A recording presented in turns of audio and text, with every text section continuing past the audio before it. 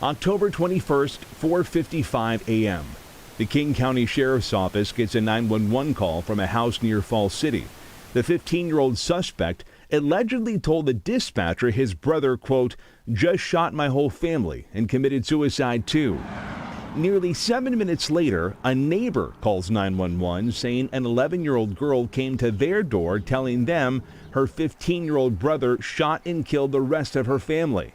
That girl later told investigators that her 15-year-old brother shot her too, in the neck and hand, but she held her breath and played dead, waited for him to leave, then used a fire window in her room to escape. When deputies arrived at the home where the shooting took place, court documents say the evidence led to the arrest of the 15-year-old for shooting and killing his parents, Mark and Sarah Humiston, and 3 of his siblings, 13-year-old Benjamin, 9-year-old Joshua, and 7-year-old Catherine. Court documents revealed the suspect was the only child in the home who had access to the lockbox where his father kept his Glock handgun, which he is now accused of using to kill his family.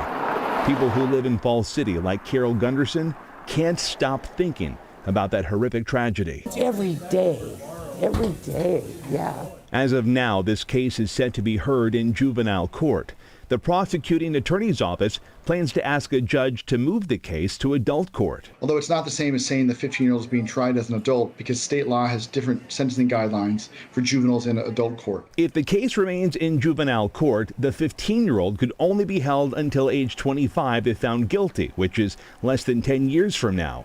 However, the sentence would be longer if the case moves to an adult court. The sentence set by state lawmakers is 25 years to life with a presumption of release after 25 years. The 11-year-old girl who was shot is out of the hospital and is now recovering. The 15-year-old suspect is expected to be in front of a judge on Friday. Steve Solis, King 5 News.